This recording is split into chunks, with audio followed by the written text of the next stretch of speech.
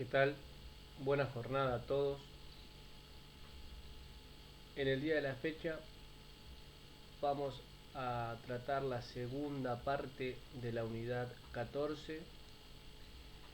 Abordaremos la temática que rodea el derecho penal tributario, pero en particular al régimen penal tributario. Antes de ingresar a analizar aquellos ilícitos tributarios identificados como delitos, es necesario realizar un repaso sobre algunas cuestiones inherentes a la característica que rodea la temática a tratar. En este sentido, vamos a recordar que existe un dilema doctrinal aún no resuelto, por el cual se discute, por un lado, cuál es la vinculación de las normas que integran el derecho penal tributario con el resto del ordenamiento jurídico, es decir, si es un derecho penal común o un derecho penal especial, y por el otro, cuál es la naturaleza jurídica de las normas que integran el derecho penal tributario en cuanto si se tratan de normas penales, administrativas o tributarias. Con respecto al primer punto, la cátedra sostiene que el derecho penal tributario forma parte del derecho penal común, pues, como toda norma penal, reprime conductas que el legislador reputa como disvaliosas para la sociedad y los individuos, ejerciendo en sentido lato el ius puniendi del Estado. Sin embargo, no se nos debe escapar que existen otras vertientes ideológicas las que sostienen que el derecho penal tributario no forma parte del derecho penal común, sino que consiste en un derecho penal especial, y dentro de este se diferencian aquellas vertientes que orientan a categorizarlos como una parte del derecho administrativo y otras que tienden a sostener una corriente autonomista diciendo que es parte del derecho tributario estrictamente. Esta última vertiente, es decir, aquella que considera al derecho penal tributario un derecho penal especial, arguye que las conductas que reprime y castiga el derecho penal común son intrínsecamente nocivas para el individuo y la vida en sociedad, mientras que las conductas que reprime el derecho penal tributario, ya sea administrativo o tributario estrictamente, cuestionan otros bienes jurídicos cuyas lesiones no serían per se intrínsecamente nocivas para el individuo o para la vida en común. Es decir, como que jerarquiza de alguna manera los bienes jurídicos tutelados en cuanto a su afectación moral o intrínsecamente. Bueno, esta distinción ha generado diferentes consecuencias. Una de ellas es la distinción entre delitos e infracciones, fundándose en una supuesta diferencia ontológica intrínseca entre ambos tipos de conductas que el Estado reprime. En general, sostienen una línea de pensamiento en cuanto a que el término delito custodia bienes jurídicos moralmente relevantes, es decir, se custodia la vida, el honor, la propiedad, la salud, mientras que el término infracción tutela meramente el establecimiento de un cierto orden administrativo para la regulación de la convivencia en sociedad. Esta distinción es criticada por la cátedra, ya que, como se dijo, no existe diferencia ontológica o de sustancia entre los delitos e infracciones. O sea, ambos refieren a conductas disvaliosas consideradas como tal por el legislador. Empero, es cierto que existen ciertos criterios objetivos externos a la norma que los diferencian. Y por ello el estudio se realiza y se realizará y se explicará didácticamente en modo separado. En este sentido, ustedes verán, en el caso puntual de esta comisión, que vimos por un lado todo lo inherente a las infracciones y ahora ingresaremos en el análisis de aquellos denominados delitos. Bueno, al respecto podemos nombrar como rasgos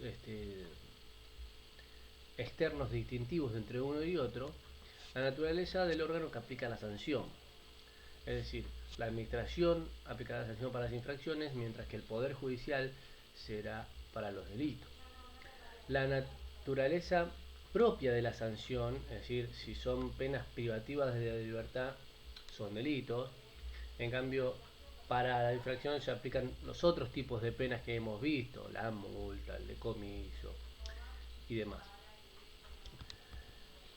Otro rasgo distintivo es el procedimiento mediante el cual la sanción se impone, es decir, en el procedimiento administrativo sancionador se lleva a cabo para imponer sanciones, mediante que un proceso penal para imponer sanciones para delitos. Muy bien, aclarado todo esto, resalto que la cátedra sostiene que el derecho penal tributario forma parte del derecho penal común y por lo tanto su estudio y su exposición es una materia propia del derecho penal y por ende en las obras de tal disciplina es donde el asunto se va a estudiar con mayor profundidad. En consecuencia, el objetivo de esta clase, de este fragmento de clase, va a radicar en brindar una detallada estructura de cómo se encuentra compuesto el régimen penal tributario, pero sin detenernos con la profundidad con la que se analizaron las infracciones en las características de cada delito, ¿verdad? Bueno, bien, bueno. Por su parte, el análisis que vamos a realizar posee algunas características que lo diferencian del análisis que se realizó en relación a las infracciones. En este sentido vamos a indicar someramente que el tipo de medida sancionatoria preponderante es la prisión. La prisión entendida como la privación de libertad de una persona y su confinamiento en una institución penitenciaria. Vamos a diferenciarlo del término arresto porque este último restringe la libertad, pero por términos más breves o en condiciones menos gravosas. En este sentido, vamos a decir que la medida de prisión es siempre aplicada por la autoridad judicial pertinente, a diferencia de lo que sucede en el caso de las infracciones, donde, salvo algunas circunstancias, la aplicación de las penas es dispuesta por la autoridad administrativa, sin perjuicio, obviamente, de estar sometida a una verificación judicial posterior optativa. Bueno, así todo, en todos los casos se trata de una medida que comparte las características que comparten las penas con respecto a las infracciones. Es decir, se trata de una medida con efecto aflictivo, en tanto reducen la esfera jurídica de un sujeto limitando sus derechos o le imponen una carga, un deber. Se trata de una medida por la realización previa de una conducta contraria a lo exigido por el ordenamiento jurídico. Se trata de una medida que posee una finalidad de castigo, de represión, o bien un fin disuasorio. Y se trata de una medida para cuya aplicación habrá de seguirse un determinado procedimiento o proceso. Esto sería someramente las características que comparten la pena de prisión con las distintas penas para las infracciones.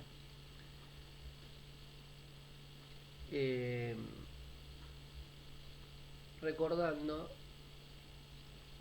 que a su vez poseen características distintivas, ¿verdad?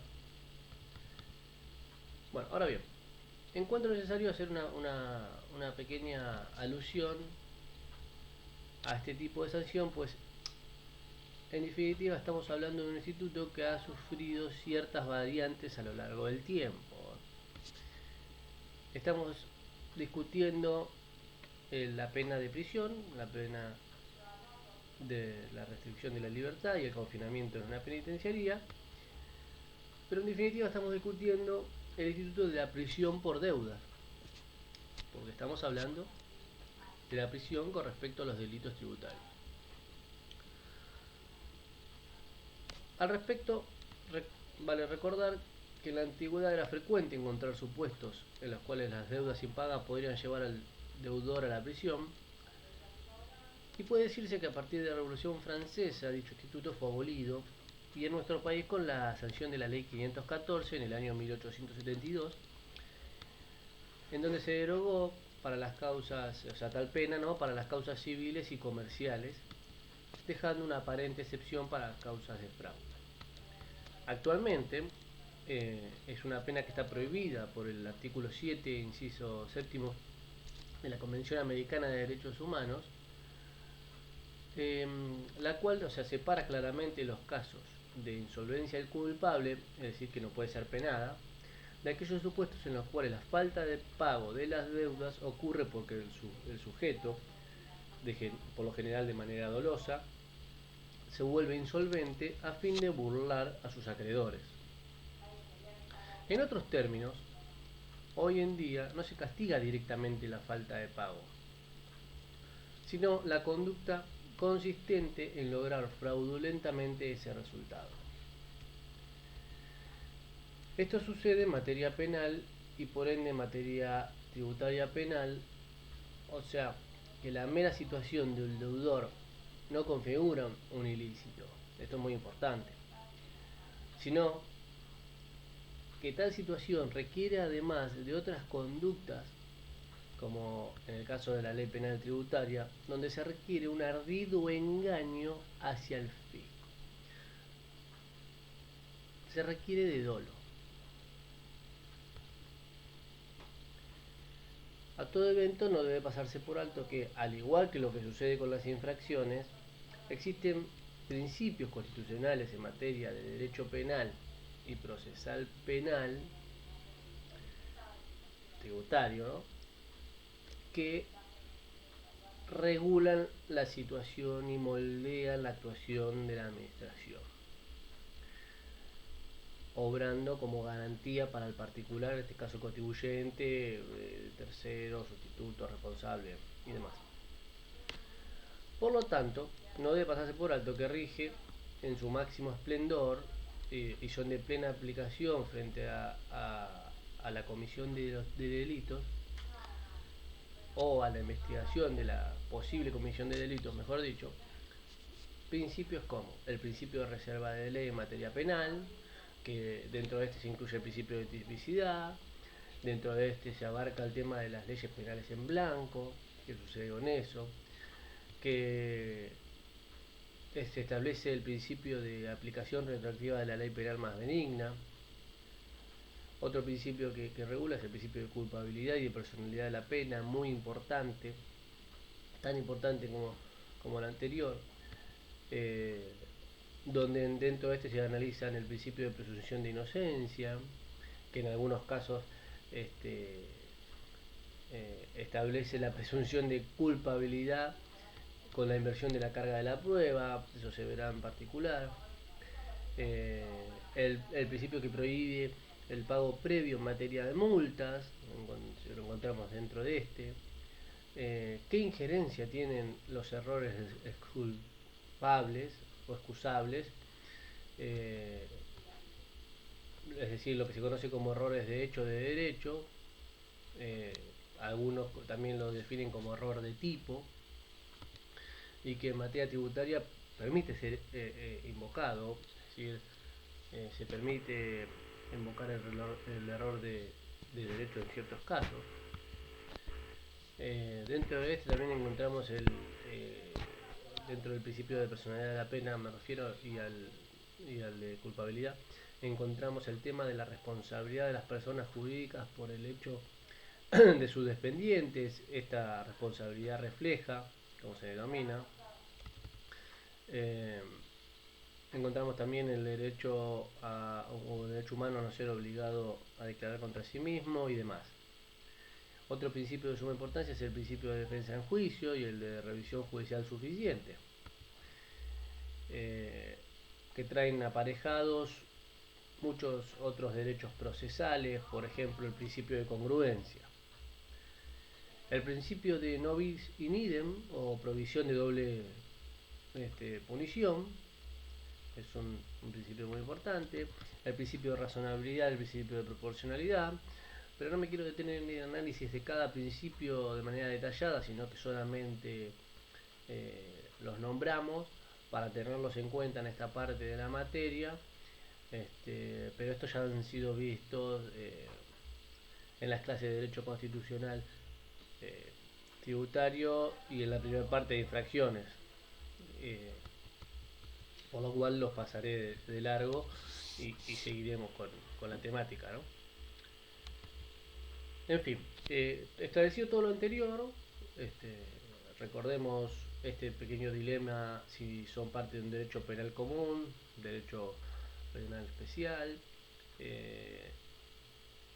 el tipo de pena que se aplica para los delitos, cuándo es un delito, cuándo es una infracción, según esta distinción doctrinal, el tipo de pena para las infracciones y los delitos, el tipo de características que reúne la pena de prisión,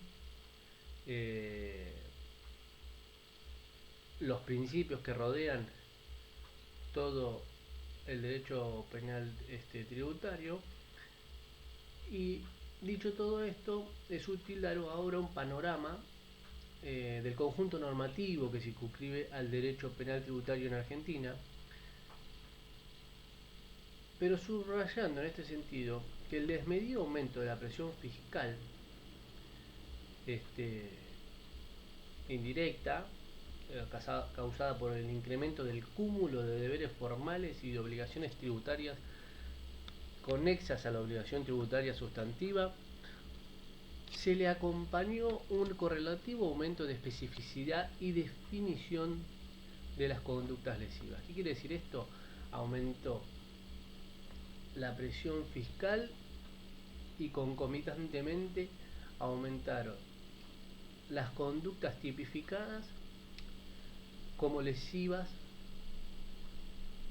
y originantes de penas tributarias. En este sentido, a nivel federal, vamos a encontrar la ley 27.430, denominada la Ley Penal Tributaria, la cual tipifica ciertas conductas consideradas delitos tributarios en general. Recordemos en este caso que el artículo 75, inciso 12 de la Constitución Nacional establece dentro del reparto de competencias a la nación con la exclusiva potestad para dictar el Código Penal, entendido como un conjunto de normas punitivas del Estado, no solo el Código Penal, sino todas las que hacen a ese conjunto de normas punitivas, es decir, a todos los que establecen delitos como figuras sancionatorias graves. Y además, producto del artículo 126 y 129, las provincias y la Ciudad Autónoma de Buenos Aires no pueden ejercer el poder delegado a la nación por la Constitución Nacional. Es decir, entonces, repasando, establecido este marco de competencia constitucional, se sancionó la ley 27.430, que tipificó conductas consideradas delitos tributarios en general, que modificó la anterior ley nacional 24.769, que a su vez había sido reformada por la ley 26.735. Todo este marco normativo citado tipifica ciertas conductas consideradas delitos con relación a atributos federales en general y atributos vinculados con el financiamiento de la seguridad social. Esto es acompañado por normas penales que existen en los códigos aduaneros, en particular, por ejemplo, la sección 12, denominada disposiciones penales, que marca delitos aduaneros como también infracciones aduaneras. Asimismo, hay normas de derecho penal tributario en leyes que contemplan tributos de la seguridad social, tales como la Ley 14.236, 17.250, 18.820, entre otras. Además, hay normas penales dentro de las leyes tributarias sustantivas. ¿Okay? Por su parte, debemos recordar que la Ley de Procedimientos Tributarios contiene normas de derecho penal tributario, pero solamente en lo relativo a infracciones. Por lo cual, hecha la aclaración del principio, la vamos a dejar en alto, vamos a pasar por alto, perdón, porque ingresaremos al análisis propiamente de aquellas normas que estipulan y sancionan delitos. Bueno, en sentido estricto, la ley penal tributaria establece a través de su articulado, vamos a abocarnos directamente en la ley 27.430, distintas conductas punibles destinadas a ciertos sujetos con un tipo de sanción específica y con un determinado plazo o características. Al ingresar en el análisis, ¿no?, de esta ley, observamos que a través de su articulado se destaca, por ejemplo, en el artículo 1 se regula la evasión simple, la cual consiste en evadir total o parcialmente el pago de tributos al fisco nacional, provincial o de la Ciudad Autónoma de Buenos Aires por encima de el 1.500.000 pesos por cada tributo y ejercicio anual. Este tipo de delito requiere de declaraciones engañosas, ocultaciones maliciosas o cualquier otro ardid de engaño. Esto es el dolo. Está destinado al obligado tributario establecido, quien es el contribuyente o sustituto. La pena para este tipo de delito es la prisión, que puede rondar entre los 2 a los 6 años. En este sentido, es destacar que en primer término les puede parecer que es sumamente idéntico a un tipo de infracción. Es decir, podemos decir que lo comparamos con las infracciones que establece la Ley de Procedimientos Tributarios y lo podemos emparentar con la figura que establece el artículo 46 de dicho ordenamiento, en donde a simple vista no se aprecian diferencias relevantes en cuanto a la modalidad de acción, los medios comisivos, el resultado inmediato de los medios comisivos, es decir, que siempre quiere inducir a error a la administración tributaria. Y tampoco encontramos diferencias entre el resultado lesivo para el erario público, la falta de ingresos del monto pertinente. Simplemente hay una diferencia en la afectación cuantitativa del bien jurídico tutelado, o sea, en el monto, puesto que el objeto material de la acción es diverso. Entonces, es decir, que lo que diferencia este tipo de delito con la infracción del artículo 46 es la cuantía del monto evadido. En consonancia con el artículo primero de la ley 27.430 encontramos el artículo 5, que regula la evasión simple también, pero de los recursos de la seguridad social. Esta consiste en evadir total o parcialmente el pago de aportes o contribuciones, o ambos conjuntamente, de manera total o parcial, al fisco nacional, provincial o de la Ciudad Autónoma de Buenos Aires, correspondiente al sistema de seguridad social, ¿verdad? Siempre que el monto evadido supere los 200.000 pesos mensuales. Requiere de declaraciones engañosas, ocultaciones maliciosas o cualquier otro ardido engaño, llevado a cabo ya sea por acción u omisión, a igual que la evasión simple del artículo 1. Está destinado este tipo de norma está destinado a penar a quién, al destinatario, que podría ser el responsable, esto es el agente de retención de los aportes del empleado, y al contribuyente, que es el patrón por las contribuciones que debe abonar, ¿no? La pena es de prisión y ronda entre los 2 y los 6 años. Tratada la evasión simple, ya sea de tributos federales en general o tributos de la seguridad social, hablamos del artículo 2 de la ley 27.430, que establece la evasión agravada, la cual consiste en realizar la misma conducta que el artículo 1, pero se le adiciona que el monto debe superar los 15 millones de pesos, o que hubiera intervenido personas para ocultar la identidad del verdadero obligado y el monto evadido supere los 2 millones de pesos, o que el obligado utilice fraudulentamente exenciones, reducciones o cualquier otro tipo de beneficio fiscal y el monto evadido supere los 200.000 pesos, o hubiera mediado la utilización total o parcial de facturas o cualquier otro tipo de documento equivalente, ideológica o materialmente falso y supere el 1.500.000 pesos.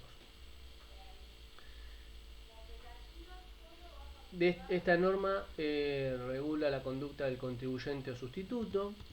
La pena es de 3 años a 6 meses a 9 años, o sea, puede rondar entre este caso. Y para el caso del inciso C, producto de la aplicación del artículo 14 del mismo ordenamiento jurídico, inciso C, recordemos que se utiliza cualquier beneficio fiscal para fraudulentamente evadir. Además de la pena de prisión, se perderá el beneficio de que se trate y la posibilidad de utilizarlo a posterior por un plazo de 10 años.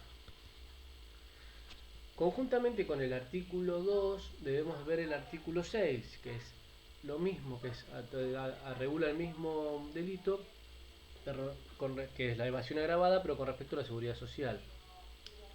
Y consiste en ser la misma conducta del artículo 5, es decir, la evasión simple para la seguridad social, pero se le adiciona que el monto evadido supere el 1.000.000 de pesos por cada mes, o que hubiese intervenido personas o personas interpuestas para ocultar la verdadera identidad del sujeto obligado y el monto supere los 400 pesos por mes, o que se utilice cualquier otro tipo de beneficio fiscal fraudulentamente y que el monto supere los 400.000 pesos. Esto está destinado al responsable, es decir, al agente de retención de los aportes del trabajador, y al patrón, por ser el contribuyente de las contribuciones patronales. La pena de prisión es de 3 años y 6 meses a 9. Y obviamente la pérdida del beneficio fiscal en el caso que se utilice así. Bien, entonces vimos evasión simple de tributos federales en general y de tributos de la seguridad social, y evasión agravada de tributos federales en general y de la seguridad social. Es decir, vimos dos tipos de delitos: evasión simple y evasión agravada en sus distintos ámbitos. Otro delito está regulado en el artículo 3 de la Ley Penal Tributaria y es el aprovechamiento indebido de beneficios fiscales. Este consiste en aprovechar, o sea, indebidamente, como así se define, reintegros, recuperos, devoluciones o cualquier otro subsidio nacional, provincial o de la Ciudad Autónoma de Buenos Aires de naturaleza tributaria, siempre que el monto de lo percibido supere el 1.500.000 pesos. Requiere de dolo, requiere de declaraciones engañosas, ocultaciones maliciosas o cualquier otro ardid de engaño, y está destinado al contribuyente o al sustituto, siendo la pena de prisión que rondará de los 3 años y 6 meses a los 9 años, más la pérdida del beneficio y la imposibilidad de utilizarlo por un plazo de 10 años. El artículo 7 regula la apropiación indebida de recursos de la seguridad social, lo cual consiste en ser la falta de depósito total o parcial luego de los 30 días corridos del vencimiento al plazo para el ingreso de los aportes retenidos a los empleados siendo el monto que supere la suma del $1.000.000 por cada mes. Igualmente, y con las condiciones que estamos esbozando, para cualquier agente de retención o de percepción de los recursos de la Seguridad Social que no deposite total o parcialmente los importes en cuestión, puede incurrir en este tipo de delito.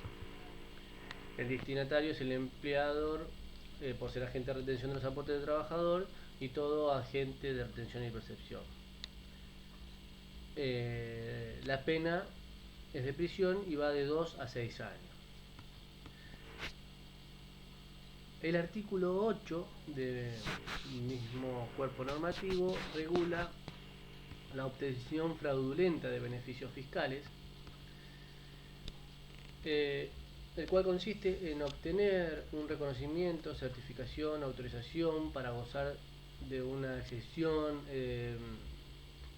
de una extensión, de una degradación, de diferimiento, de una liberación, de una reducción, de un reintegro, de un recupero o de una devolución tributaria por parte del Fisco Nacional, Provincial o de la Ciudad Autónoma de Buenos Aires. Requiere de declaraciones engañosas, ocultaciones maliciosas o cualquier otro ardido engaño, ya sea por acción y omisión, y está destinado al contribuyente, siendo la pena que puede rondar de entre 1 a 6 años más la pérdida del beneficio y la posibilidad de ser utilizado durante el plazo de 10 años. El artículo 9 habla de la insolvencia fiscal fraudulenta y consiste en provocar o agravar la insolvencia propia o ajena, frustrando en todo o en parte el cumplimiento de las obligaciones impositivas de la Seguridad Social del Estado Nacional, Provincial o de la Ciudad Autónoma de Buenos Aires. Esto este tipo de delito, este tipo de acción se va a configurar si se insolventa luego de haber tomado conocimiento del inicio de un procedimiento, ya sea administrativo o judicial, tendiente a determinar o cobrar tales obligaciones, ¿no? Está destinado al contribuyente y sustituto o responsable, y la pena es de prisión de 2 a 6 años. El artículo 10 habla de la simulación dolosa de pago y consiste en simular el pago total o parcial de las obligaciones impositivas o de la Seguridad Social del Estado Nacional, Provincial o de la Ciudad Autónoma de Buenos Aires, ya sea propia o de terceros, ¿no? ¿Mediante qué? Mediante registraciones o comprobantes falsos o cualquier otro ardido engaño. Está destinado al contribuyente, sustituto, responsable o tercero. La pena es de 2 a 6 años. El artículo 11 regula la alteración dolosa de registros. En el inciso, ¿no?, A, porque tiene 2 incisos, se trata de la conducta de sustraer, de suprimir, de ocultar, de adulterar, de modificar o inutilizar los registros, soportes documentales o informáticos del Fisco Nacional, Provincial o de la Ciudad Autónoma de Buenos Aires. Todo esto es relativos a obligaciones impositivas o de la Seguridad Social, ¿no? En cambio, el inciso B habla de modificar o adulterar los sistemas informáticos o equipos electrónicos suministrados o homologados por el Fisco Nacional, Provincial o de la Ciudad Autónoma de Buenos Aires, siempre y cuando la conducta fuera susceptible de provocar perjuicios y no resulte un delito más severamente penado.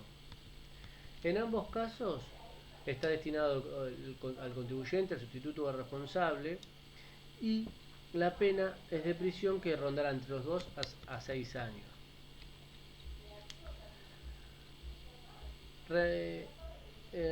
Resulta importante destacar que el artículo 12 habla de las escalas que se establecen en cuanto a las penas, y establece que todas las figuras delictivas que nombramos, todas las figuras delictivas anteriores, cuando tome parte de ellas o cuando sean cometidas por un funcionario o empleado público que actúa en ejercicio de sus funciones, se aplicará una pena de prisión, que se incrementará en 1/3 del mínimo y del máximo previsto.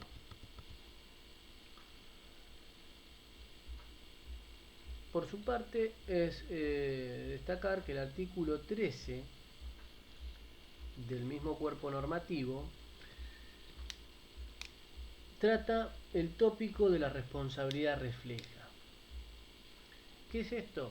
O sea, consiste en la extensión de responsabilidad que realiza la ley al establecer que si alguno de los hechos previstos en la ley penal tributaria hubiese sido ejecutado en nombre o con la ayuda o en beneficio de una persona de existencia ideal, una mera asociación de hecho o un ente que, a pesar de no tener la calidad de sujeto de derecho, las normas le atribuyen la condición de obligado, la pena de prisión se aplicará a los directores, gerentes, síndicos, miembros del Consejo de Vigilancia, administradores, mandatarios, representantes o autorizados que hubieran intervenido en el hecho.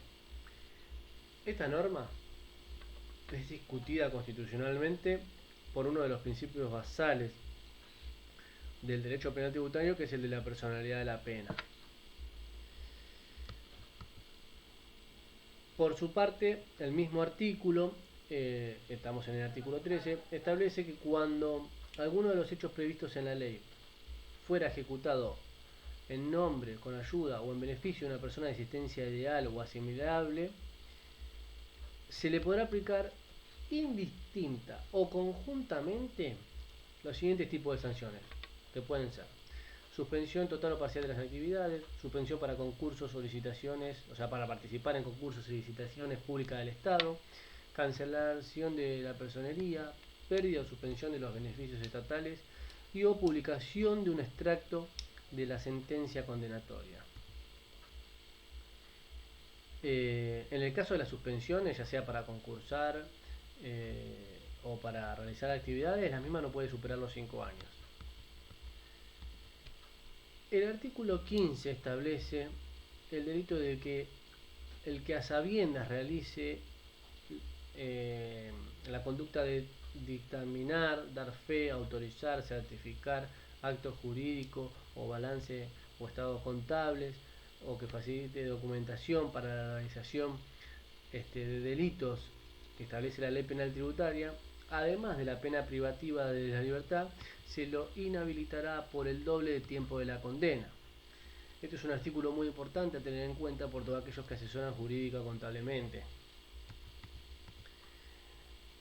Además, este mismo artículo establece que el que a sabienda concurra con 2 o más personas para cometer alguno de los delitos que establece la ley, tendrá pena de prisión, siendo el mínimo 4 años. Y por último, establece que el que a sabienda forme parte de una organización o asociación compuesta por 3 o más personas, a diferencia del anterior que habla de 2, y que habitualmente esté destinada a cometer delitos de la ley penal, tendrá una pena de prisión de 3 años y 6 meses a 10 años. Para el jefe de esta asociación, el mínimo de la pena será de 5 años. Es decir, esta parte del artículo regula lo que se conoce como asociación ilícita. Bien, hicimos un repaso entonces hasta acá de los distintos delitos, distintos tipos de delitos que regula la ley penal tributaria. Dejamos afuera los delitos aduaneros, que serán parte de su materia respectiva, y dejamos afuera las infracciones que ya han sido vistas en la primera parte de la clase. Dicho esto, no debemos olvidar que los bienes jurídicos tutelados por la ley penal tributaria son básicamente la integridad de la hacienda pública y la potestad de aplicación, gestión, verificación y control de la administración tributaria. No obstante, a través de un desarrollo jurisprudencial acabado, se sostuvo que el orden público es otro bien jurídico tutelado. Ya finalizando, toca hablar ahora sobre lo que se conoce como prejudicialidad. La prejudicialidad significa que una actuación judicial debe ser anterior a otra, la actuación ya sea administrativa o judicial, ¿no? Y cuyas conclusiones influyen y determinan a la segunda actuación. En materia de derecho penal tributario, este dilema se presenta con relación a si primero debe quedar determinada y firme, ¿no?, la deuda que el fisco reclama por las vías administrativas o judiciales correspondientes, para ver si después de eso recién se puede entrar a valorar la conducta del sujeto, o si en cambio, por ejemplo, la justicia penal debe actuar primero determinando la deuda y valorando la conducta, para luego, en la medida que quepa, pueda actuar la justicia no penal. La cuestión de la prejudicialidad está ligada a que la determinación de la cuantía de la obligación tributaria es imprescindible, ya que la ley penal tributaria establece los montos mínimos para la configuración del delito. Estos montos, luego se puede ver esto, pero en algunos casos hay quienes lo consideran que es una condición objetiva de punibilidad, o hay otros que consideran que es un bien, es un elemento objetivo del tipo. Otro problema que surge al respecto es cuanto a si debe haber prejudicialidad de la infracción tributaria frente al delito penal, es decir, si primero debe cometerse la infracción para dar lugar al delito o no. Es decir, bueno, en torno a la prejudicialidad hay tres elementos que entran en juego, que son el procedimiento para determinar la cuantía de la deuda, es decir, lo que habla de determinación, el procedimiento para dilucidar infracciones administrativas y el proceso penal.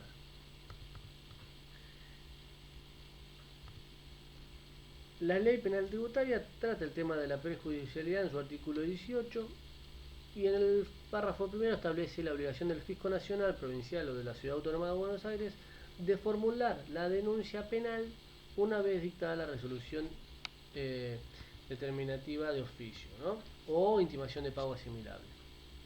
Ahora bien, cuando la denuncia la realizó un tercero, el juez debe remitir los antecedentes al fisco correspondiente para que inmediatamente ponga en marcha el procedimiento de verificación y determinación de la deuda, teniendo un plazo de 120 días hábiles administrativos, prorrogables a requerimiento del fiscal de que se trate. Por su parte, el artículo 20 de la Ley Penal Tributaria establece que la formulación de la denuncia penal no suspende ni impide la sustanciación y resolución de los procedimientos de determinación y ejecución de la deuda tributaria, ni los recursos administrativos o judiciales que se interpongan contra las resoluciones recaídas en ello. Sin embargo, sí, el párrafo segundo del artículo 20 establece que la autoridad administrativa se abstendrá de aplicar sanciones hasta que sea dictada la sentencia definitiva en sede penal, con mucha lógica. De todos modos, las cuestiones de la prejudicialidad de la determinación de oficio solo condiciona el deber del fisco de formular la denuncia penal cuando así lo requiera la mecánica de liquidación del gravamen, puesto que no lo prevé así si la denuncia deberá realizarse sin ese acto administrativo, es decir, para todos aquellos tributos donde la determinación no sea necesaria. Además, la prejudicialidad, hay que tener en cuenta esto, siempre resulta parcial, pues la denuncia al fisco debe hacerse aunque la determinación hecha por su parte no se encuentre firme, ¿no?, porque el contribuyente la controvierte, la apela.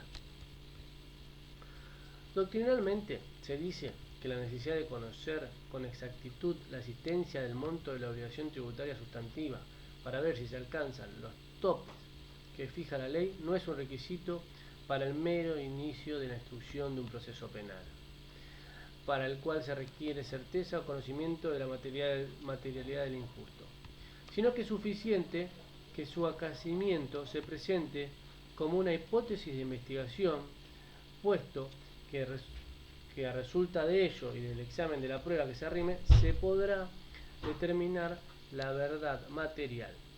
En otras palabras, el monto de la presunta deuda puede ser discutido en sede extrapenal mientras avanza el proceso penal e incluso puede concluirse que tal deuda no existe o que sea inferior al establecido por el fisco en su momento y que esté por debajo de los mínimos legales. Esto implica la inmediata salida del proceso penal dada la tipicidad de la conducta. Por último, cabe resaltar que existe la posibilidad de evitar la sanción penal a través de lo que se conoce como la bala de plata, un tema que está estipulado en el artículo 16 de la Ley Penal Tributaria y este regula o establece un mecanismo que permite al obligado a regularizar espontáneamente sus obligaciones, o sea, permite al obligado que si regulariza espontáneamente sus obligaciones puede quedar exento de la responsabilidad penal. Este cumplimiento tardío, ¿no?, debe ser anterior al cumplimiento del plazo estipulado, el cual es 30 días hábiles posteriores al acto procesal por el cual se lo notifica fehacientemente de la imputación penal que se le formula. Este artículo 16 de la Ley Penal Tributaria, que establece la famosa bala de plata, es un artículo que deja dudas en cuanto a si la notificación penal que se formula y a partir de la cual empieza a contar el plazo debe ser la notificación por el delito solamente, o puede ser una notificación por las infracciones, es decir, si me viene notificando una infracción, si a partir de ahí empieza a contar los 30 días, o debe ser sí o sí por una notificación frente a un delito. Y a su vez, otra duda que deja es, ¿esta denuncia debe ser en sede judicial o basta que sea en sede administrativa? Tema a tratar con mayor profundidad en clases posteriores, pero bueno, lo dejamos nombrado. Resta hacer una última aclaración, ya para finalizar, en cuanto a la competencia del juez que va a entender en los procesos judiciales. Cuando los ilícitos de la Ley Penal Tributaria involucren al Estado Nacional, serán competentes los jueces federales que en el ámbito de la capital son los jueces en lo penal económico. Pero cuando los ilícitos afectan a los tributos locales, serán competencia de los respectivos jueces provinciales o de la Ciudad Autónoma de Buenos Aires. En este último caso, al no haberse llevado a cabo íntegramente el traspaso de la Justicia Nacional, la duda está en si corresponde a la Justicia Nacional, es decir, a la penal económico, o a los juzgados de Cava, que son los juzgados contravencionales. Muy bien. A esta altura tratamos de ver someramente las diferencias doctrinarias en cuanto a si el derecho penal tributario forma parte del derecho penal común o si forma parte de un derecho penal especial, así la naturaleza de las penas, de las normas penales tributarias son de naturaleza penal o son de naturaleza administrativa o tributaria, la diferencia entre delitos e infracciones, las características de la pena preponderante en materia de delitos, los distintos tipos de delitos regulados por la ley 27.430, los principios constitucionales que rodean a la regulación de los delitos nombrados. Vimos a su vez dentro de los distintos tipos de normas que a su vez regulan y establecen penas para ilícitos tributarios. Vimos los distintos bienes jurídicos tutelados por los delitos nombrados. Vimos el tema de la prejudicialidad y todas las consecuencias que ello trae aparejado. Y vimos el tema de, vamos a decir, el tema del mecanismo conocido como la bala de plata, que es una potestad que tiene el contribuyente. Eh, Hicimos una somera referencia en cuanto a la competencia del juez que va a entender en el asunto. Por supuesto, de más está decir que cualquier duda o sugerencia pueden enviar el mail a la casilla de la comisión respectiva, a efectos de que la misma pueda ser saneada. Y bueno, espero que este video les haya sido de utilidad. Nos estaremos viendo en una posterior clase.